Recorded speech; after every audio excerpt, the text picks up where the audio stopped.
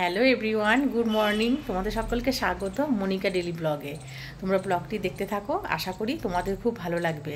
সকালবেলায় সমস্ত বাসি কাজকর্ম করে এসে স্নান করে তারপরে ফুল তুলবো। গাছে যখন বেশি ফুল ফোটে না, ধুতুরা ফুল ফুটেছে গাছে অনেক, সেগুলোই তোমাদের সাথে শেয়ার করব। আর সারাদিন কি করি না করি সেগুলো তোমাদের সাথে শেয়ার করব, দেখতে থাকো। সকালবেলায় গাছটায় এতগুলো ধুতুরা ফুল ফুটেছে যে ভাবলাম তোমাদের সাথে শেয়ার করি।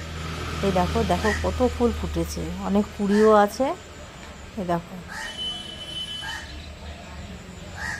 অনেক দিন ধরে এই গাছটায় অনেক ফুল ফুটছে। আর গাছটা প্রথমে কেমন যেন হয়েছিল, ভাবলাম যে ফুলই ফুটবে না। তারপর দেখলাম যে গাছটা ভর্তি, যখন কুড়ি আসলো তখনই বুঝলাম যে গাছটায় অনেক ফুল ফুটবে।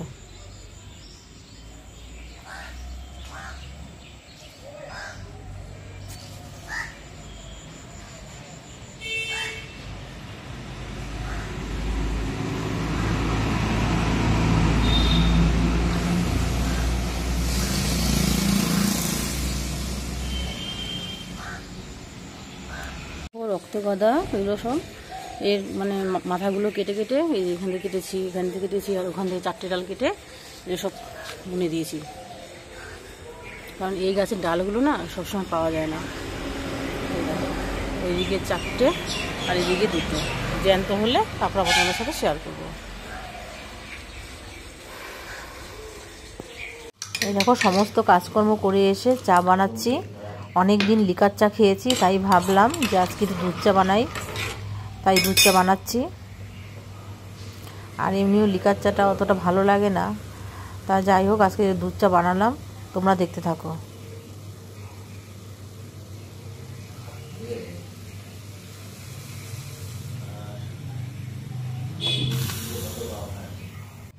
এই দেখো আমার চাটা ফুটে গেছে, এখন চাটা নামিয়ে নেব। এই দেখো চাটা দেখে কার কার খেতে ইচ্ছা করছে কমেন্ট করে জানাবে। আর যার চা খাওয়ার ইচ্ছা সে চলে আসবে আমার বাড়িতে। ডাল বসিয়েছি আর এখানে ভাত বসিয়েছি, আর এখানে বাজার থেকে শিং মাছ আজকেও বিশাল নড়ছে।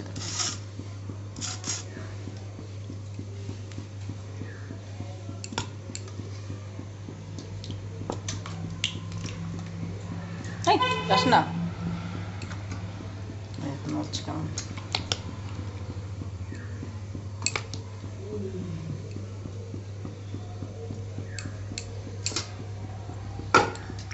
আর এই যে কমপ্লিট মাছ।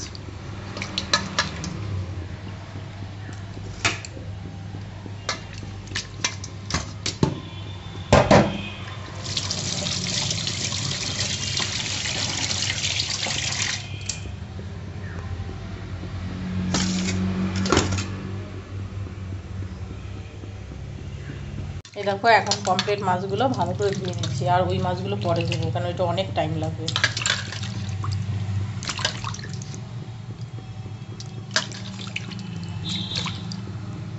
এই দেখো সব মাছগুলো ভালো করে ধোয়া হয়ে গেছে।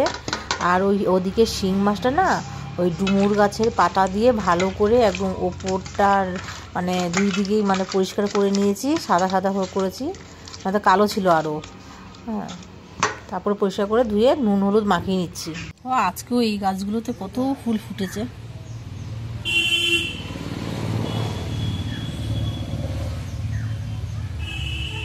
এর আগের ভিডিওতে তোমাদের দেখিয়েছিলাম না, এপাশে পাঁচিল করা হচ্ছিল, তা এখন পুরো পাঁচিলটা হয়ে গেছে, প্লাস্টার করে নিয়েছি। এই দেখো দেখতে এখন কত সুন্দর লাগছে। আর আগের যে যখন দেখিয়েছিলাম তখন হয়নি, তখন আর কি এই পাশটা একটু হয়েছিল আর এই দিকটা একটু একদম নিচে ছিল। দেখো এখন কমপ্লিট মাছগুলো সব ভেজে নিচ্ছি।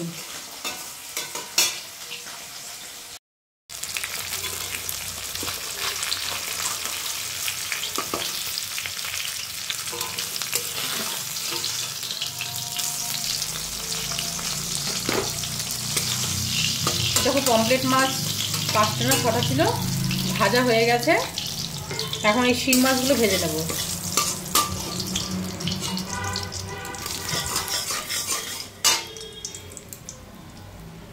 আমি না কোনোদিনও আর কি গুছি গাছি নিয়ে রান্না করতে পারি না, সবসময় ওই মাছ ভাজতে দিই, তা মাছ ভাজতে দিয়ে সবজি কাটি, তারপর আবার কোনো কিছু রান্না করলে আবার সবজি কাটি, মানে গুছি গাছি নিয়ে করলে না তাড়াতাড়ি রান্না হয়ে যায়, কিন্তু আমার সেই সময়টুকু পাওয়া যায় না।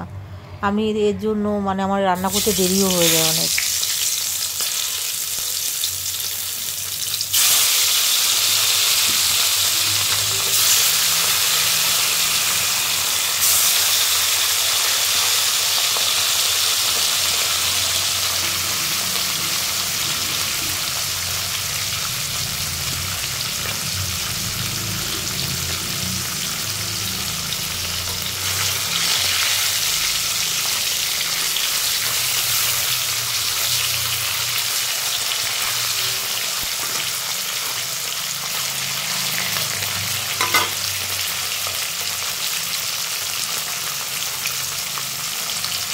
এখানে পমফ্রেট মাছটা মানে ভেজে নিয়েছি, এখানে পমফ্রেট মাছ রান্না করবো তো তাই জন্য কালো জিরে আর শুকনো লঙ্কা ফোড়ন দিয়ে দিয়েছি। আর এখানে তো মশলাটা কুড়ি রেখেছি, পোস্ত, সর্ষে, জিরে, কাঁচা লঙ্কা। এখন এই মশলাটা এর মধ্যে দিয়ে দেবো।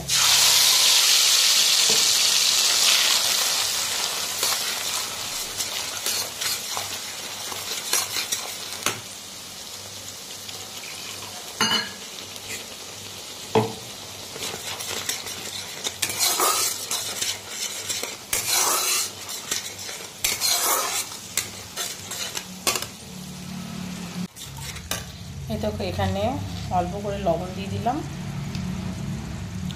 হলুদ গুঁড়ো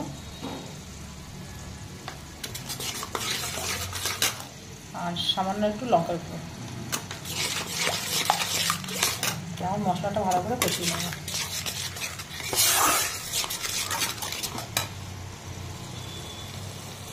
জল দিয়ে দিলাম।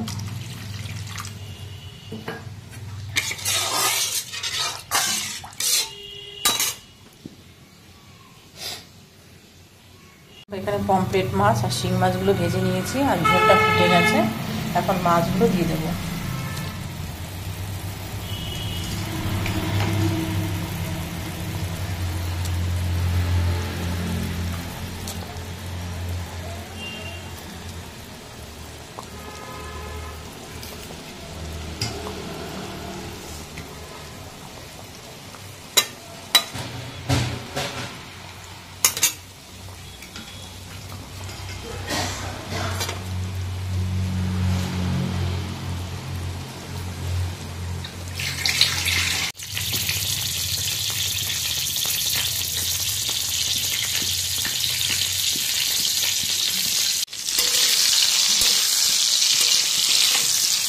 শিং মাছটা কেটে আর আলু দিয়ে করবো।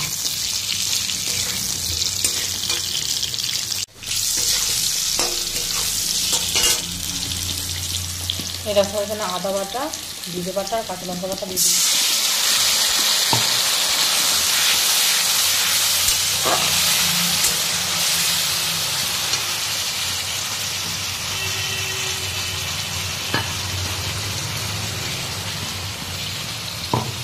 এই দেখো তাড়াতাড়ি রান্না করার জন্য দুই দিকে বসিয়ে দিয়েছি। একদিকে পমফ্রেট মাছের ঝাল হচ্ছে আর এইদিকে শিং মাছ রান্না করবো বলে আলু আর পেঁপেটা ভালো করে মশলা দিয়ে কষিয়ে নিচ্ছি।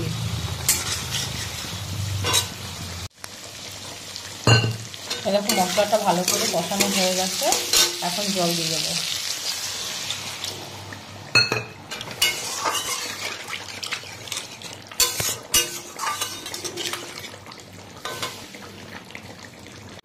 পমফ্রেট মাছটা রান্না করা হয়ে গেছে, নামানোর আগে ধনেপাতা দিয়ে দিয়েছি। এখন নামিয়ে নেব। এই দেখো নামিয়ে নিয়েছি। এই দেখো